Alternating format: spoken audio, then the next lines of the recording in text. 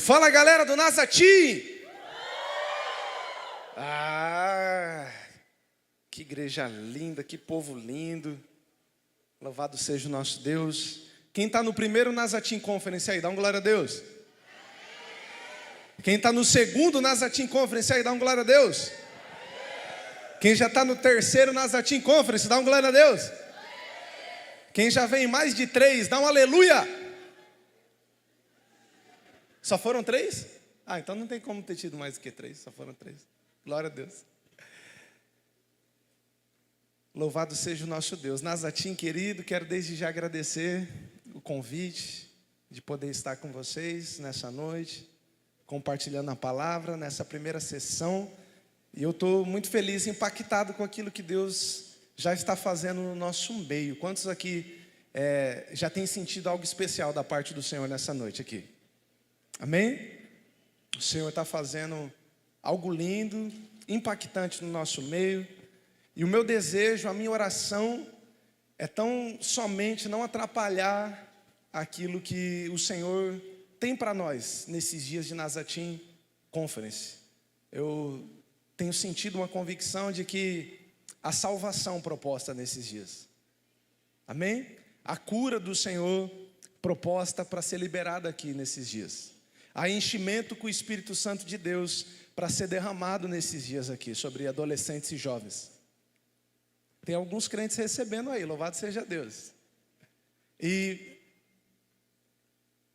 que lindo, lindo saber que há dons a serem ativados, dons que já foram derramados, presentes que já foram entregues, mas que estão adormecidos. O Senhor vai despertar dons aqui e vai derramar dons novos também para a edificação do corpo, da igreja, do povo dele. Amém?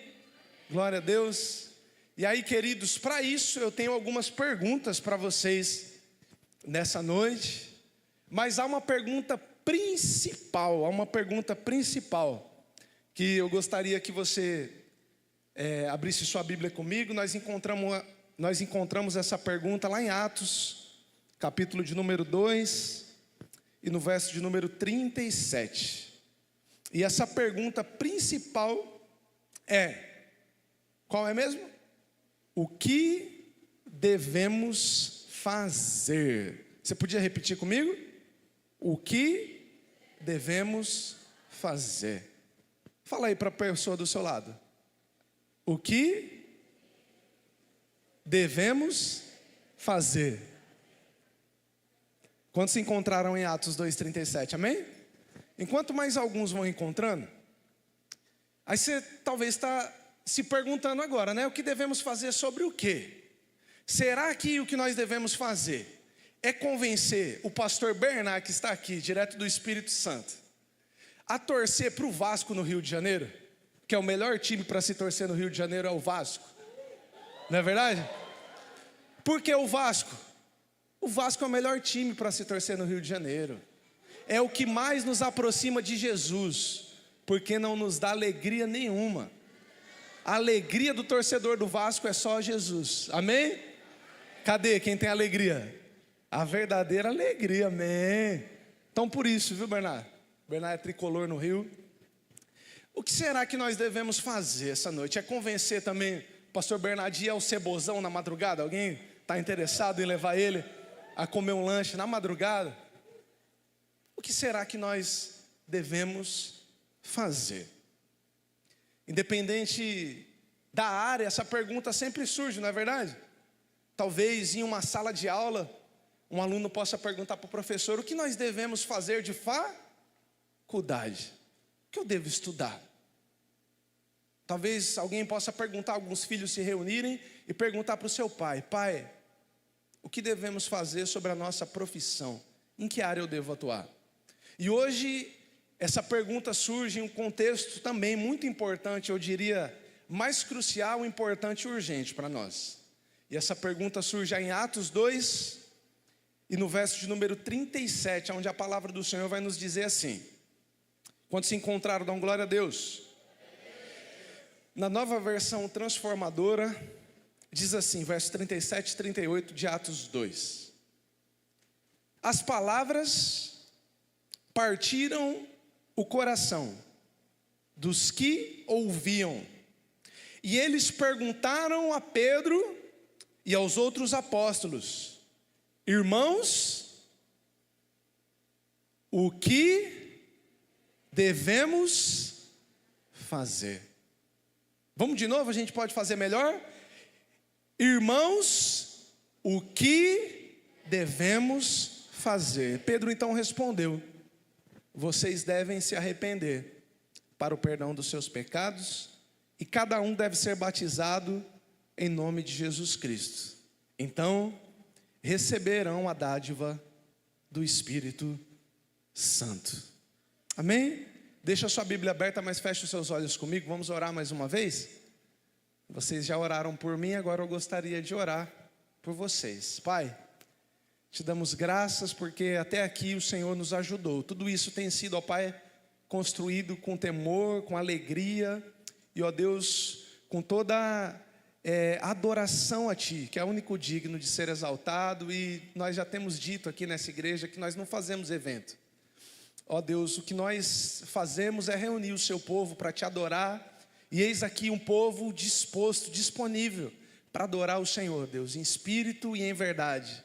Que o Senhor possa encontrar em nós adoração agradável a Ti. E Te pedimos que o Senhor gere vida, nos ajudando a responder, Pai, essa pergunta. À luz da nossa existência, à luz da Tua palavra, à luz do Teu Santo Espírito. Nos ajuda, Pai, a responder, ainda que talvez parcialmente, mas não nos esquecemos, ó Pai, daquilo que o Senhor tem como direção clara e que é o Teu desejo, que nós possamos fazer acerca da nossa vida contigo, da nossa vida nessa terra, da nossa vida para a eternidade.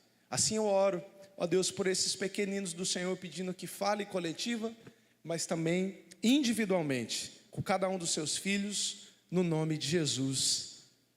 Amém. Amém, Nazatim? Glória a Deus. Quantos já leram o livro de Atos aí? Precioso e especial, não é verdade? Queridos, o que devemos fazer? E aí, dei aqui algumas hipóteses de algumas áreas da nossa vida em que nós nos perguntamos, mas diante de qual cenário essas pessoas estão fazendo essa pergunta aos apóstolos que também eram discípulos de Jesus? E eu gostaria de mostrar para vocês diante de qual cenário. Se você voltar aí alguns versos, quem está com a Bíblia? Lá a partir do verso 14 de Atos capítulo 2, o que está acontecendo? Quem sabe me dizer o que está acontecendo? Talvez esteja como título aí na sua Bíblia. Pedro está pregando o quê? Pregando o Evangelho, pregando a palavra do Senhor, a palavra de Deus. E nós estamos em uma conferência Fire, na conferência Fogo. E nós também temos uma responsabilidade de manter aceso um fogo que o Senhor tem gerado sobre o coração do seu povo em todos os tempos. Nunca houve problema de que Deus acendesse fogo, mas nós temos dificuldade de manter esse fogo aceso. E aqui nós estamos diante da situação onde o fogo está sendo aceso em muitos corações. Se você vê o fruto, o resultado daquilo que está acontecendo nos versos seguintes, muitas pessoas estão entregando a sua vida para o Senhor e sendo transformadas. E a situação no qual essa pergunta surge no coração daqueles que estão ouvindo a mensagem é: Pedro está pregando o Evangelho. E como é que nós podemos saber disso? Nós podemos saber disso diante das características daquilo que Pedro está pregando. Se ele está pregando o Evangelho, veja só, no verso de número 21, ele está falando sobre salvação. Ele está dizendo que todo aquele que invocar o nome do Senhor será salvo. Tá bom? Porque o Evangelho fala sobre salvação. Se ele está pregando o Evangelho, então ele precisa falar sobre quem salva, o autor da salvação. E no verso de número 22, ele está falando de Jesus Cristo de Nazaré. Se ele está pregando o Evangelho, ele precisa falar sobre Deus. E no verso de número 22, ele está dizendo que esse Jesus Cristo, no qual foi crucificado, ele foi aprovado por nada mais e nada menos do que quem? Do que Deus. Se ele está falando do Evangelho, ele precisa falar de Deus. Se Pedro está falando de fato do evangelho, ele precisa falar de cruz. E no verso de número 23 vai dizer que esse Jesus, ele foi morto tendo sido pregado em uma cruz. Está com a sua Bíblia aberta aí ainda, amém? E no verso de número 24, querido, nós vemos a verdade no qual nós cantamos aqui com tanta convicção e alegria, que Jesus não foi simplesmente pregado numa cruz, mas tendo morrido naquela cruz no terceiro dia, ele ressuscitou. A cruz não era o seu destino final. Se ele está falando do evangelho, então ele está falando de ressurreição. E se ele está falando do evangelho, ele não está falando somente de salvação, do autor da salvação, de Deus, da cruz e da ressurreição. Mas se ele está falando do evangelho, ele está falando sobre esperança. E no verso de número 24, nós vemos Pedro no meio da sua pregação dizendo que os laços da morte com a ressurreição de Jesus foram rompidos e que a morte foi, por meio do evangelho, vencida pela vida. A morte foi vencida pela vida. Pedro está pregando a partir do verso de número 14, se você tem alguma dúvida, ele está pregando o quê? O evangelho. E nessa conferência a gente tem alguns propósitos em cada sessão. E nessa primeira sessão o objetivo é falar de salvação. E nós vemos que uma das características do evangelho é a salvação. Mas Pedro está pregando o evangelho, pastor, você falou algumas características do evangelho. Mas o que é o evangelho? Quem sabe, vou até tomar uma água para você pensar, para você cutucar o seu amigo do lado. Talvez você está nos visitando e você fala, aí, me ajuda a responder aí, eu não sei falar o que é o evangelho. Essa pergunta é importante. Ele falou que vai fazer algumas perguntas para nós, e ele veio perguntando o que devemos fazer. Agora ele está perguntando o que é o evangelho. E aí, o que é o evangelho?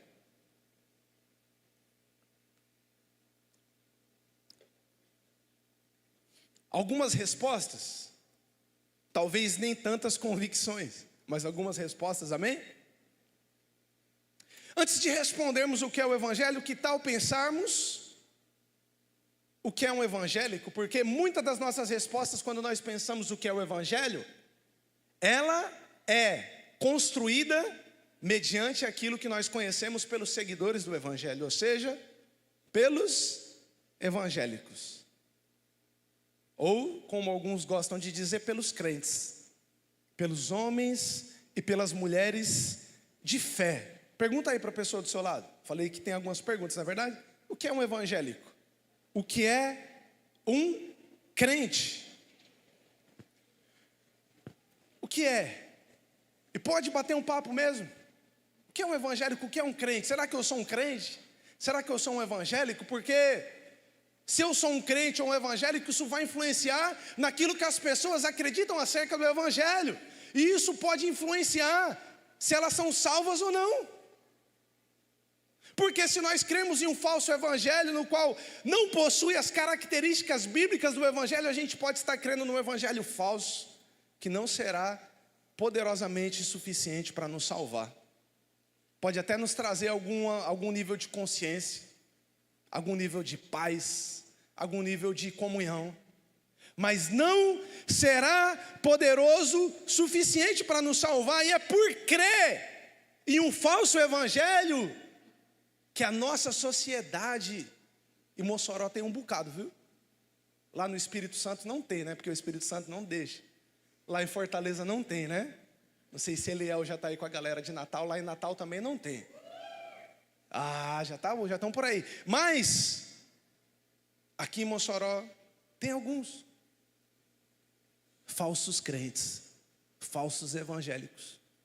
Mas muitas vezes não é por mal, é porque eles creram em um falso. Num falso o quê? Evangelho. E aí quando nós cremos em um falso evangelho, nós nos tornamos crentes fracos. Porque nós estamos crendo em alguma coisa, às vezes em nome de Deus, às vezes em nome de uma instituição, às vezes em nome do amor, porque a igreja, a comunidade, a família de Deus é baseada no amor.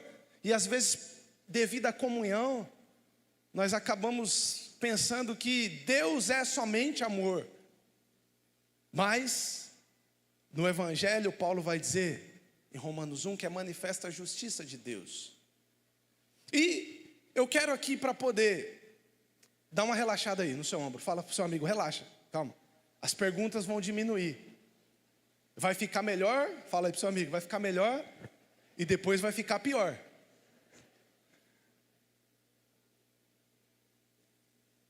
E eu quero para que você dê uma relaxada mesmo, mas refletindo muito seriamente, o que um falso evangelho pode gerar. E já te disse, né? São falsos crentes, ou um crente do tipo, por exemplo, Spurgeon já dizia, procure não um evangelho de açúcar, mas um evangelho que nos rasga, que faça brotar lágrimas nos olhos, que nos faça cortes e feridas na consciência. Um evangelho que mate o nosso eu, porque esse é o evangelho que nos dá vida, que nos renova. Esse é o evangelho da cruz, esse é o evangelho de Cristo, esse é o evangelho da Bíblia. Existe o evangelho da Bíblia. A gente viu aqui algumas características dele, amém? Em Atos 2. Mas quando nós cremos em um falso evangelho, nós podemos ser um crente tipo açúcar. Fala para o amigo do seu lado. Crente tipo açúcar. Como assim? Se qualquer situação acontecer, ele desmancha. A sua fé não é sustante, não é firme. Um falso evangelho pode gerar um crente tipo bully. Como assim? É um crente de pouca fé. Entendeu? Tipo bully. É um crente de pouca fé. Um falso evangelho pode gerar um crente tipo Peter Pan. Essa tá fácil, não é verdade? É um crente do tipo que nunca cresce. Um falso evangelho pode gerar um crente do tipo Gabriela, cravo e canela. Ó, pastor, eu nasci assim e eu vou morrer assim mesmo. Um falso evangelho gera crente do tipo 007. Você conhece algum assim? Não olha para o lado, porque ninguém sabe que ele é crente. O falso evangelho gera crente 007.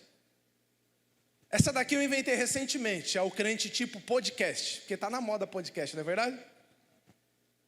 O falso evangelho gera crente do tipo podcast. Cada dia ele tem um tema diferente da vida alheia, da vida do outro. O falso evangelho gera também crente do tipo Raimundo. Um pé está na igreja e o outro no mundo.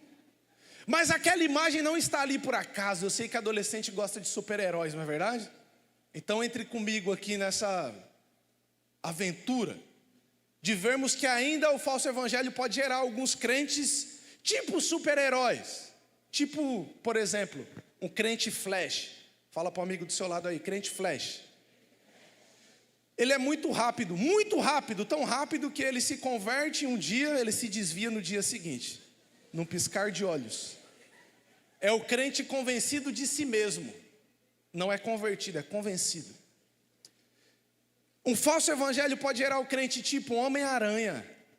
No primeiro desafio você conhecerá suas teias, pois basta um probleminha ele está subindo pelas paredes. Um falso evangelho pode gerar um crente do tipo Superman. Ele parece ser indestrutível, olha que homem de fé. Mas qualquer tentação e você conhecerá a sua criptonita. Um falso evangelho pode gerar um crente tipo Batman. Ele prefere viver sozinho, ele não gosta muito da comunhão com os irmãos. Pode gerar um crente tipo Hulk. Ele parece ser calmo e tranquilo, mas contraria ele. E você vai ver que ele explode de raiva e ninguém pode controlá-la. Um falso evangelho pode gerar o crente tipo Thor. Ele só busca a Deus quando precisa de ajuda e ele usa a oração como se fosse um martelo mágico que resolve tudo. A oração não é um canal de intimidade com Deus. É só uma forma de tentar resolver os seus BOs. Mas vocês acharam que não ia ter nenhuma mulher, né? O falso evangelho produz crente, mulher, maravilha. Olha aí para essa amiga ungida do seu lado. O falso evangelho nos faz tentar carregar o peso da humanidade todinho nas nossas costas e viver como se nós não precisássemos de ninguém. Orgulhosa de si mesmo, ela nunca troca os fardos pesados com Jesus. O falso evangelho ainda pode nos fazer pensar que somos crentes tipo homem de ferro, que confiamos cegamente na própria armadura, no conhecimento, na força ou nos meus contatos. Mas um tipo de crente que desconhece o poder de Deus, que de fato e de verdade se aperfeiçoa nas nossas fraquezas. Posso falar mais dois? O falso evangelho pode ainda gerar um crente tipo Aquaman, que vive em um nível espiritual tão profundo que ele não consegue se conectar com as pessoas ao seu redor, ignorando que o nosso mestre foi perfeitamente homem e perfeitamente Deus. O falso evangelho pode gerar um crente tipo Capitão América, sempre deseja fazer tudo certinho, e que bom por isso, mas ele acaba sendo rígido demais, se esquecendo da maravilhosa graça do Senhor. Acabou os super-heróis, amém? Mas ainda tem um tipo de crente que o falso evangelho pode gerar. Fala para a pessoa do seu lado, qual será? É o crente peixinho. Sabe como é o crente peixinho? Conferência ele até aparece, mas vida devocional nada. Ler a sua Bíblia nada, orar nada, jejum nada, vir para a igreja nos cultos normais nada. Nada, never.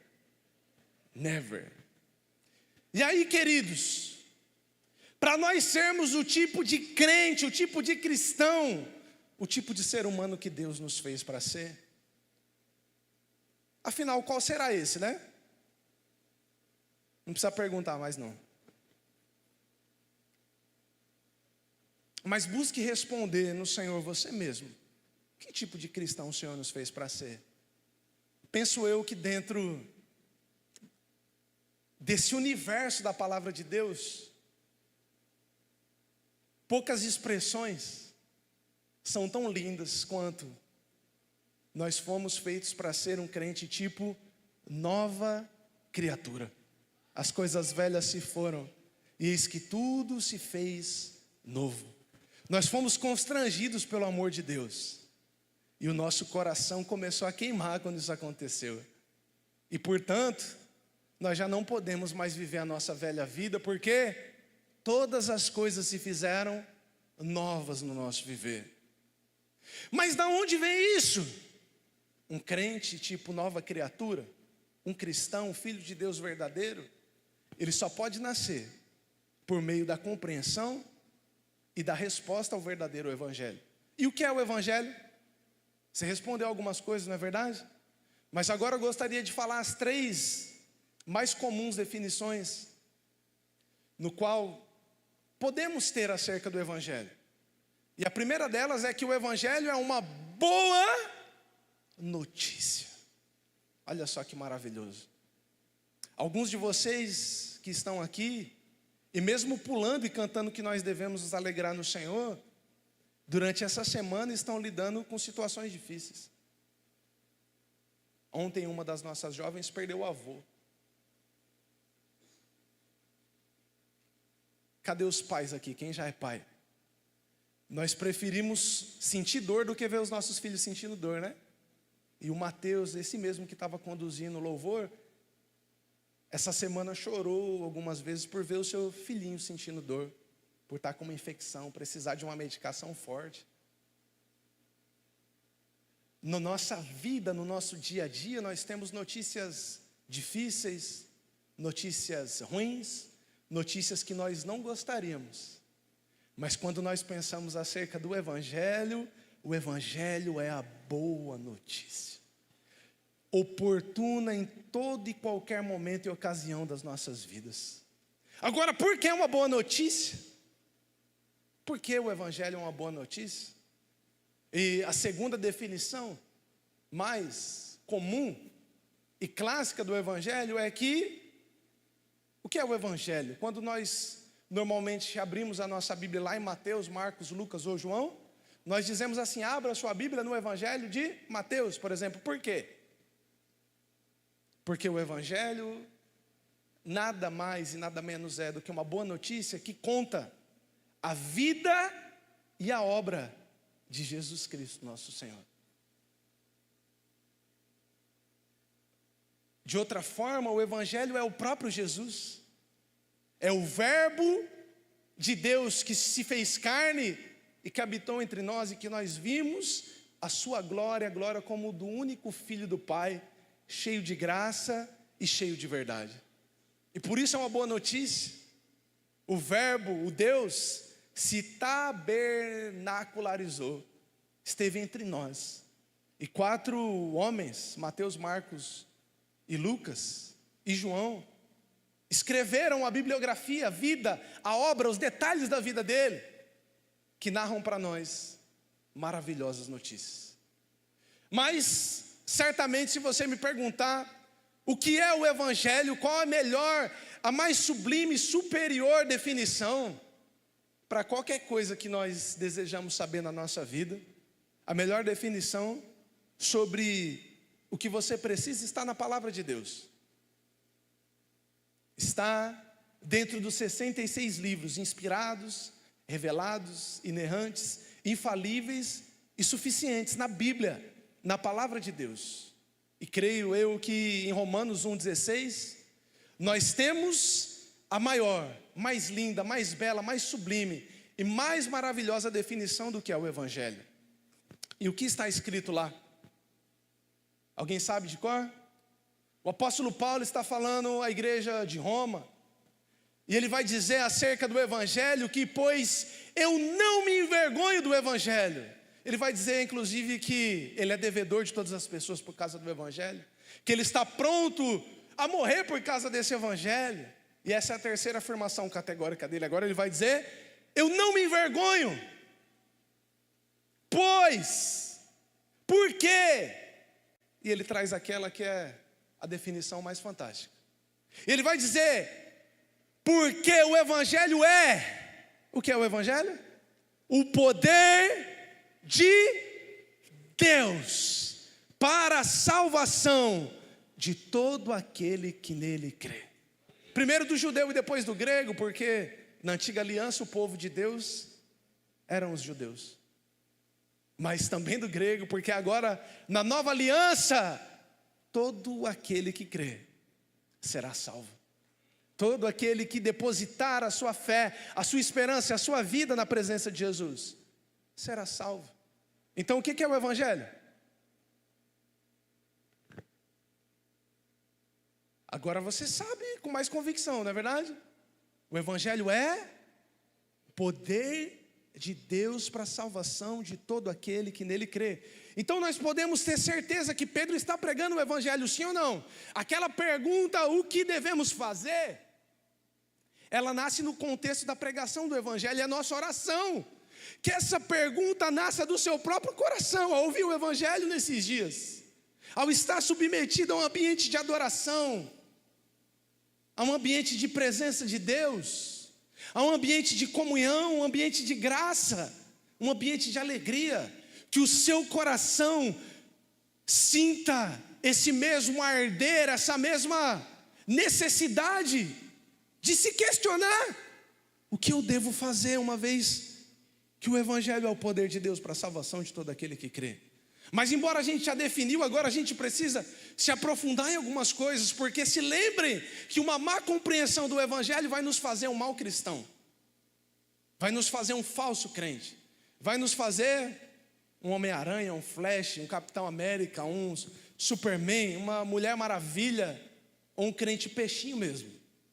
Mas uma correta compreensão do Evangelho nos fará novas criaturas em Cristo Jesus. E novas criaturas em Cristo Jesus têm o seu coração aquecido. Novas criaturas em Cristo Jesus são instrumentos de transformação e de salvação sobre o seu lar, sobre a sua vizinhança, sobre a sua escola, sobre o seu bairro, sobre a sua cidade, sobre a sua igreja, sobre o mundo perdido. porque eles estão em chamas. E como dizia John Wesley, um coração transformado pode transformar o mundo. Um coração aquecido por Deus pode incendiar o mundo. Então, Paulo está dizendo: eu não me envergonho do Evangelho, porque ele é o poder de Deus. Agora, quem é Deus? Tem algumas pessoas dizendo que você é o centro do coração de Deus. Alguns homens mal intencionados. Mas Deus é o centro do Evangelho. Deus é aquele que no princípio criou Deus os céus e a terra. Deus é a figura central da criação, da humanidade, da história, da civilização, de todas as coisas. Nós estamos aqui reunidos com muito temor, ao mesmo tempo que com muita alegria, porque nós estamos diante de Deus. E Deus tem um caráter. Deus não é como o homem, o salmista diz. Deus é muito diferente de nós. Se Ele observasse os nossos pecados, quem de nós subsistiria?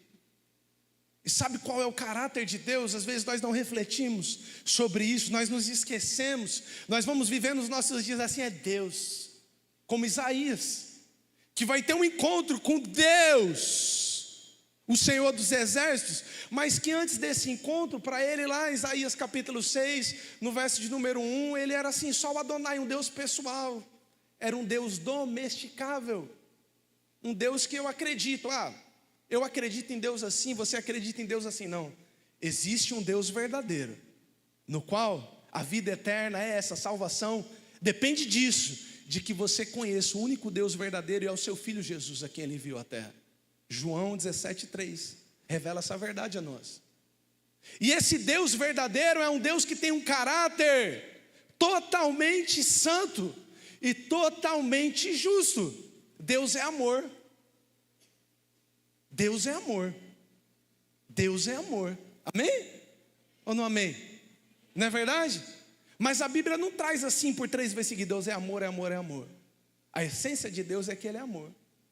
Mas a Bíblia traz sobre Deus, acerca do seu caráter, que Ele é santo, santo e santo, e que toda a terra está cheia da sua glória. Os puritanos costumavam dizer que santidade não é um atributo de Deus, é o atributo de Deus. Ou seja, o caráter de Deus é muito distinto do nosso. Deus é um Deus santo e Deus é um Deus justo. Abacuque 1,13 vai dizer que Deus é tão puro de olhos que o mal Ele não pode contemplar, a opressão Ele não pode ver. Salmos 5, Salmos de número 7 vai dizer que o Senhor é um justo juiz, Ele sente indignação todos os dias, e que se o justo não se converter, o Senhor tem um castigo, um arco e uma flecha preparado para esses. Por quê? O caráter de Deus é um caráter santo e um caráter justo. Deus é completamente distinto. Deus é completamente separado. E o Evangelho fala sobre esse Deus. Logo, se nós desprezamos esse Deus, como é que nós podemos ser um crente, nova criatura? No máximo, algumas coisas vão se fazer novas na sua vida. De repente você começa a vir à igreja e consegue uma namorada, ou um namorado, que pode ser a pedra de tropeço, inclusive, na sua caminhada. Mas se você conhecer o Deus verdadeiro, aquele que não poupou o seu próprio filho, Paulo vai dizer mais à frente, porventura Ele não dará juntamente com Ele todas as coisas a você? Ele vai cuidar de você como um filho, se você o tiver de fato e verdade como um pai. Mas o caráter de Deus é como? Um caráter santo e um caráter justo. De outra forma, nós também temos um caráter, porque o Evangelho é o poder de Deus para a salvação de quem? Todo aquele que crê, de todo ser humano. Quem se lembra de João 3,16? Deus amou o mundo de tal maneira que deu o seu Filho único, para que todo aquele que nele crê não pereça, mas tenha vida eterna. O Evangelho está disponível a todos. Mas quem são esse todos?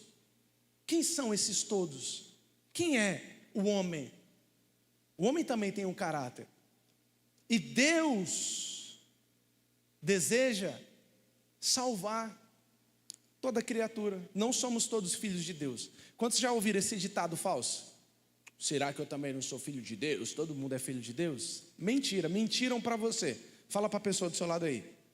Mentiram para você. Somos todos criaturas de Deus. E somente quem tem a Deus como Pai é que de fato e verdade é filho de Deus. Você está anotando? Em João 1 e verso número 12, isso fica muito claro para você não achar que eu estou inventando. Mas o nosso caráter do ser humano, nós podemos comprová-lo aqui essa noite muito rapidamente. Como é o nosso caráter? Quem aqui nunca mentiu, nunca contou nenhuma mentirinha durante toda a sua vida? Levanta suas duas mãos bem alto, só para me ver. Nunca contou nenhuma mentirinha.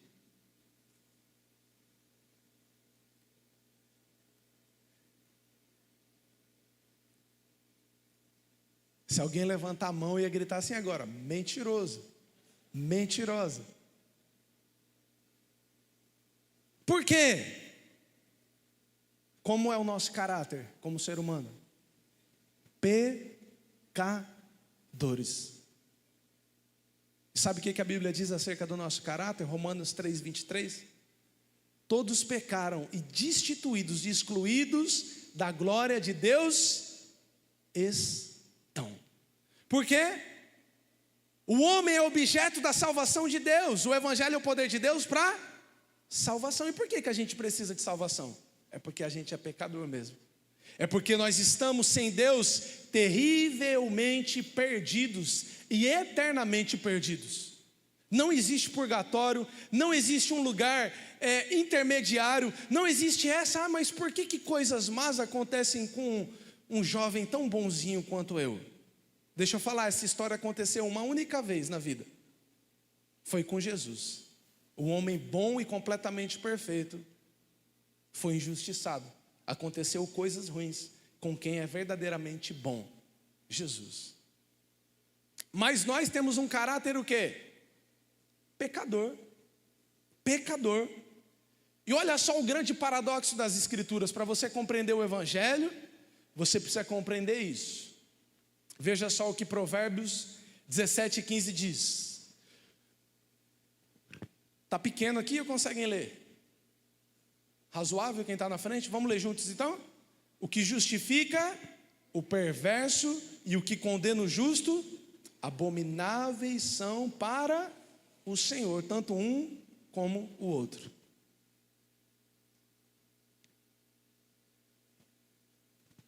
O que justifica o perverso e o que condena o justo são o quê?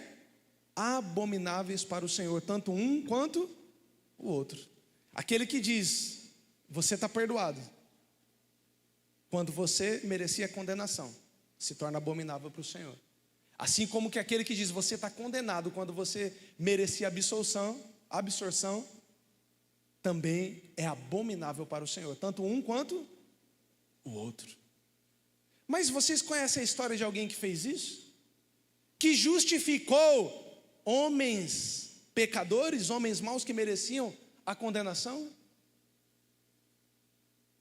Essa história aconteceu aproximadamente 2000 anos atrás, na cruz do Calvário, uma vez por todas. E sabe o que Jesus fez? Ele se tornou abominável para Deus. A Bíblia vai dizer em Isaías 53 que foi do agrado de Deus moê-lo. Você conhece bem as palavras, Eli, Eli, lama sabachthani, Deus meu, por que me abandonaste? Porque Jesus naquela cruz justificando os pecadores, os perversos, os mentirosos e tantos outros pecados, né? Aqui a gente só falou de um comum que todo ser humano já cometeu alguma vez na vida. Jesus se torna abominável para Deus. Para quê? Para nos perdoar. O evangelho é o poder de Deus. Para quê? Para salvação. E veja só o que acontece na cruz, querido. João vai dizer na sua primeira carta, capítulo 4, verso de número 10, que nisso consiste o amor, não em que nós tenhamos amado a Deus, mas em que Ele nos amou e enviou o seu Filho como propiciação pelos nossos pecados. Pergunta para a pessoa do seu lado aí, o que é propiciação?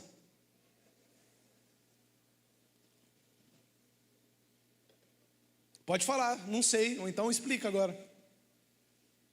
Mas queria falar de uma forma bem simples para você não esquecer.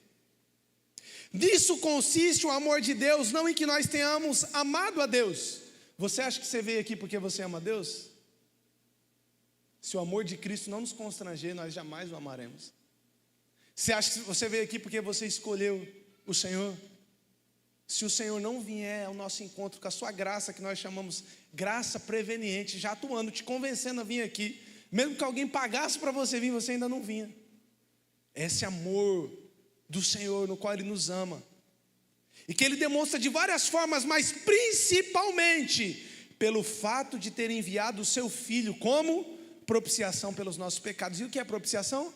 Propiciação é o sacrifício que desvia a ira de Deus, porque um Deus que é justo e que é santo, como eu disse para você, depois você dá uma lida, Salmo 5, Salmo 7, vai dizer que Ele é um Deus que sente indignação todos os dias, que Ele se ira. O autor de Hebreus vai dizer assim, não tema quem pode matar o corpo, quem pode fazer várias coisas, mas terrível coisa é cair nas mãos do Deus vivo. Terrível coisa é cair nas mãos do Deus vivo. E aí Jesus, para que nós não fôssemos condenados por esse Deus que não pode ver o mal, Ele se torna a condenação no nosso lugar. Ele diz assim, eu vou. Ele veio do céu à terra, nasceu, encarnou, viveu uma vida perfeita e se entregou na mão de um sinédrio para se tornar a propiciação pelos nossos pecados, para se tornar o sacrifício que desvia a ira de Deus de sobre as nossas vidas. Já ouviu um texto de Romanos? Deixa eu ver quem aqui já ouviu. Se Deus é por nós, quem será contra nós? É lindo esse texto, não é verdade? Mas quando o assunto é propiciação, nós aprendemos o seguinte: mas e se Deus não for por nós?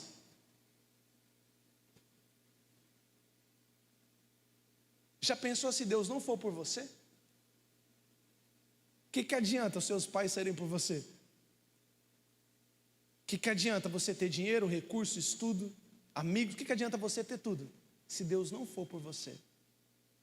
Então, Deus prova o seu amor, derrama o seu amor sobre nós, na cruz. Paulo também vai dizer à igreja de Roma, que Deus prova o seu amor para conosco, pelo fato de Cristo Jesus ter morrido por nós, quando nós éramos ainda pecadores. E queridos, a cruz, o Evangelho fala sobre uma cruz. Nós estamos aqui para ter o nosso coração aquecido, incendiado por meio da cruz do Calvário, sobre um amor que nos amou. Quem segurou Jesus naquela cruz não foram os pregos, foi o amor dele. E se essa mensagem não mexe com vocês, queridos, é bem provável que se essa mensagem não faz nada, talvez alguns aqui estão lembrando do dia da sua salvação, talvez para alguns outros aqui, talvez hoje seja o dia da sua salvação. Paulo vai dizer que a mensagem da cruz, ela é loucura para aqueles que estão perecendo e se perdendo, mas para nós que estamos sendo salvos, ela é o poder de Deus. O que a cruz faz no seu coração? Você saber que você merecia aquelas chicotadas, aquela cruz, aqueles cravos, aquela humilhação, mas alguém tomou o seu lugar. Alguém se fez maldito. Alguém se fez sacrifício. Alguém se fez propiciação. E para que a ira de Deus não repousasse sobre você, mas o amor, a graça, o perdão, a misericórdia e a bondade de Deus, Jesus levou no seu próprio corpo todas as nossas dores, todas as nossas enfermidades. Como é que você se sente acerca disso? Me vem um hino aqui que talvez alguns adolescentes conheçam. Eu queria que você me ajudasse, eu vou cantar agora. E esse hino ele diz assim: sim, eu amo a mensagem da cruz, até morrer eu a vou proclamar. Levarei eu também minha cruz, até por uma coroa trocar.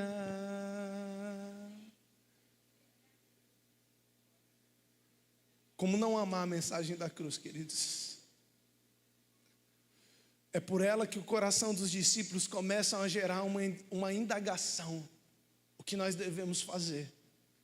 Pedro, o que nós devemos fazer, Pedro? Pedro, nos diga o que nós devemos fazer.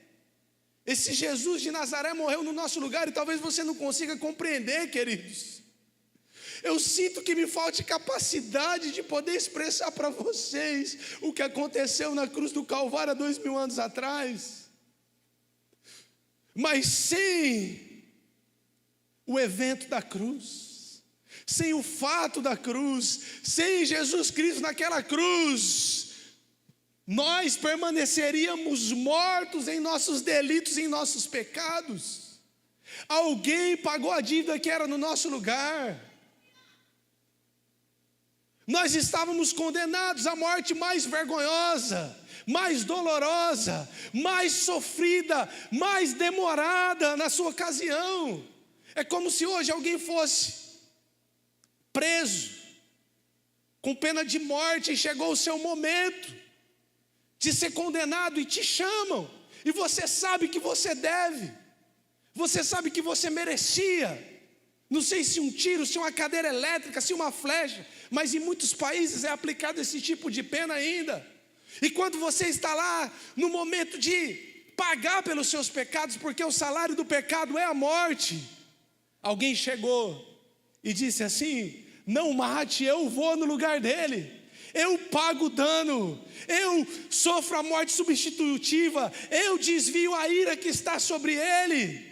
E aí eu pergunto para você, o que você faria? Talvez você, chocado, você diria assim: não, quem merece morrer sou eu.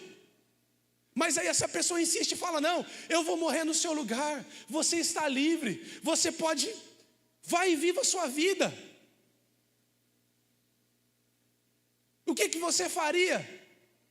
Sabendo que alguém morreu no seu lugar, qual seria a sua sensação? Você sairia dali tirando onda? Olha lá que bobão, morreu no meu lugar. Era isso que você diria? Você acharia ruim receber uma nova oportunidade de viver? Qual seria o seu sentimento com relação àquele que deu a vida no seu lugar, para que você não morresse? Seria um sentimento de gratidão, sim ou não? E você sairia dali falando para todas as pessoas? Ou você guardaria isso só para você? Eu estava morto, eu ia levar um tiro, uma flechada, ia morrer agora na cadeira elétrica, alguém foi lá e morreu por mim. E como eu não pedi, eu não estou nem aí. Eu vou voltar a cometer o mesmo crime. Você voltaria a cometer o mesmo crime intencionalmente? Você voltaria? Alguém aqui voltaria? Falar: não, eu quero mais é morrer mesmo. Alguém voltaria? Em sã consciência ninguém voltaria. Mas foi exatamente isso que alguém fez por nós. E como não viver em gratidão por esse que deu a vida por nós? E como não sair dali e falar dele para todas as pessoas? Eu estou vivo porque alguém morreu no meu lugar. Se eu posso respirar porque alguém morreu no meu lugar.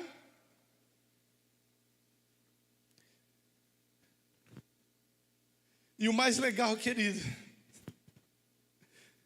é porque esse é evangelho, esse alguém que morreu no nosso lugar, ele não permanece morto. Você não precisa fazer homenagem para ele como se ele estivesse numa cruz. Porque no terceiro dia, esse Jesus, que disse que iria nascer e nasceu, que disse que iria morrer e morreu, ele disse que ele iria ressuscitar, e ao terceiro dia ele ressuscitou. E Romanos 4,25 vai dizer que ele foi entregue à morte por causa dos nossos pecados, mas ele foi ressuscitado para que nós fôssemos declarados justos diante de um Deus justo. Fôssemos chamados para participar da santidade de um Deus santo. E como as palavras de Pedro, os laços da morte foram rompidos, e a morte foi vencida pela vida. Onde está a morte, a sua vitória? No evento da cruz, querido, nós somos constrangidos pelo amor de Deus.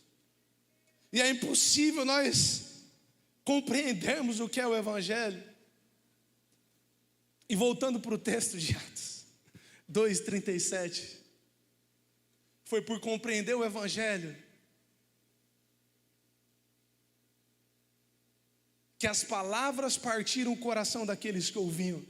Foi ao ouvir a mensagem do evangelho sobre Jesus, sobre Deus, sobre a cruz, sobre as boas notícias, sobre a ressurreição, sobre a salvação. Aqueles homens não têm outra pergunta. O que devemos fazer? O que nós devemos fazer? E Pedro, cheio do Espírito Santo, porque ele tinha recebido, nos primeiros versos de Atos, ele tinha recebido o Espírito Santo. Agora ele não era alguém que negava Jesus, não era mais alguém que tinha palavras chulas e torpes na sua boca, não. Agora ele era um arauto do Rei dos Reis e do Senhor dos Senhores. E ele está pregando no poder do Espírito. E quando aquela pergunta, aquela indagação vem, o que devemos fazer? Qual a pergunta principal dessa noite? O que devemos fazer? Sem sombra de dúvidas, Pedro vai responder.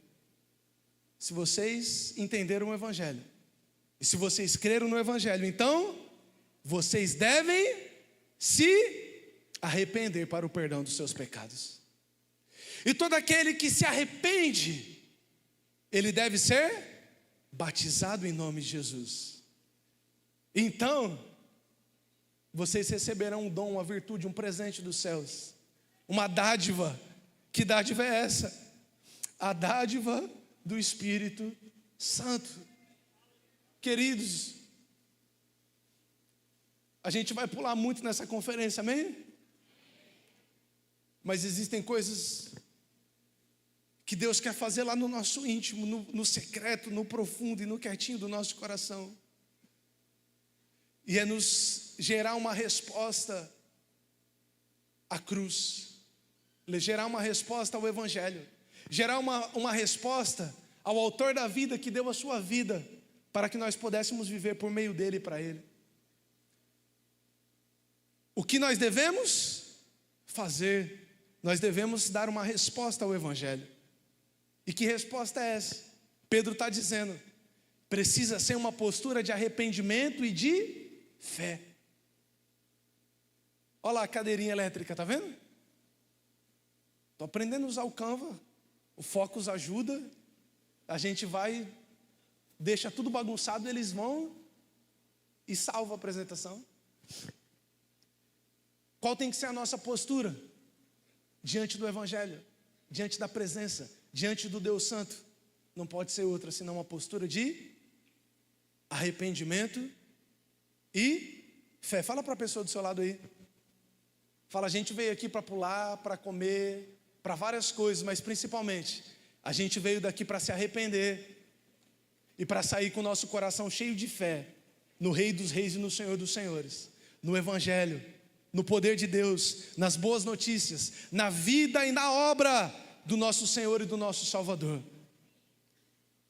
Salomão vai dizer em Provérbios 28:13 que quem cobre as suas transgressões, ou seja, os seus pecados, jamais prosperará, mas aquele que confessa e abandona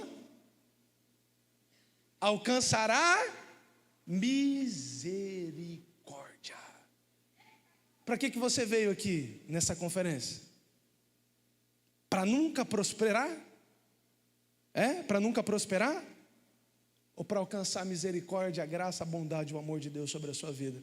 Porque aquele que encobre as suas transgressões, jamais. Mas aquele que confessa e abandona, alcançará misericórdia. Agora, pastor, já me arrependi, eu já criei no Evangelho, ainda mais se você é dessa igreja, eu não duvido, porque você já ouviu ele muitas vezes. Não é nenhuma mensagem nova. Se você já leu a Bíblia, muitas vezes. Mas o que nos faz, às vezes, mesmo ouvindo um evangelho genuíno, verdadeiro, ser um crente nominal, fraco, super-herói, e não ser um crente nova criatura? É quando no nosso coração não nasce uma dor, não nasce uma chama, não nasce um fogo que diz assim: eu já ouvi por tantas vezes, mas Senhor, o que eu devo fazer? E Pedro está dizendo: se arrependam, creiam, sejam batizados, e virá virtude, virá dom, virá um presente, uma dádiva do Espírito Santo sobre vocês. A vida sem o Espírito Santo não é difícil, é impossível. É por isso que alguns vão ter a oportunidade de se arrepender e entregar sua vida para Jesus durante essa conferência. Mas muitos de nós e todos vão ter a oportunidade de renovar a sua experiência com o Espírito Santo, de ser cheio, de ser batizado com o Espírito, de ser renovado pelo Espírito Santo de Deus.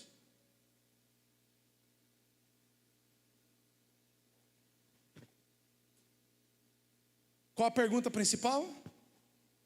O que devemos fazer?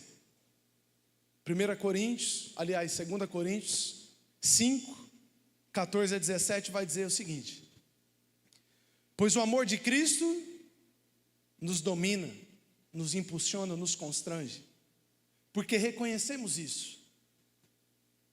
Um morreu por todos e logo todos morreram. E por que Jesus morreu por todos? Ele morreu para que os que vivem não vivam mais para si mesmos, mas vivam para aquele que por eles morreu, mas não está numa cruz, ele ressuscitou. Assim que nós daqui por diante a ninguém conhecemos segundo a carne, embora antes tenhamos conhecido Cristo segundo a carne, já agora não conhecemos deste modo. Assim, se alguém está em Cristo, é nova criatura. As coisas antigas já passaram e eis que se fizeram novas. Há um único tipo de cristão, de crente, de evangélico, no qual importa que nós sejamos, no qual importa que nós venhamos a nos tornar. É o crente tipo nova criatura em Cristo Jesus. E nós voltamos para a pergunta inicial: o que devemos fazer? O que nós devemos fazer? Você podia falar para a pessoa do seu lado aí: não dorme, mas feche os seus olhos. Vamos fechar os nossos olhos. Feche os seus olhos comigo.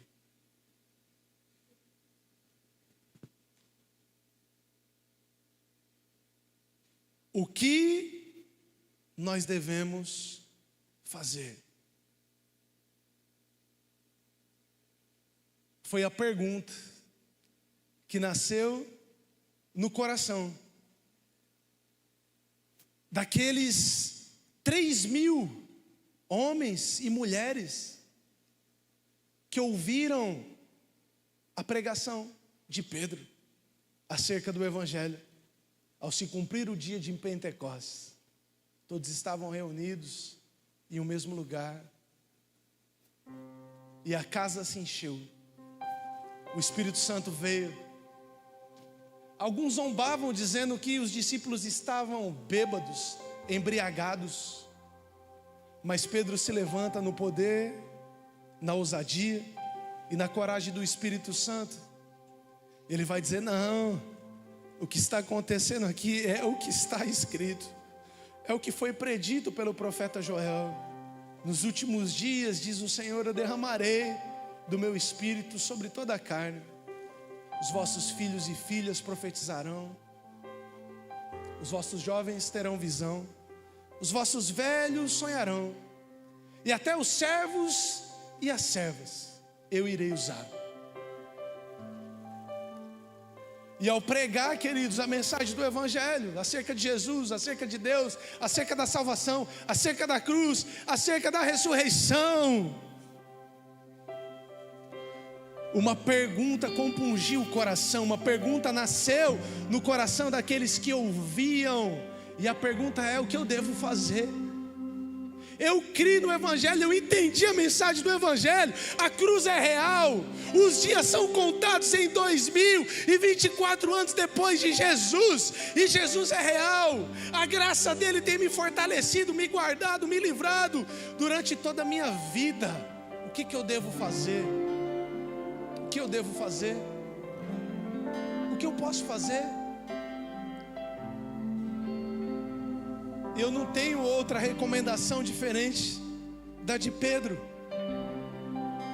desse homem tão simples, tão comum, tão humano como a gente, mas que uma vez cheio do Espírito Santo vai dizer assim para aqueles no qual o coração estava queimando: se arrependam e sejam batizados em nome de Jesus. Se você creu no Evangelho e você nunca entregou a sua vida para o Senhor, se arrependa hoje e seja batizado em nome de Jesus.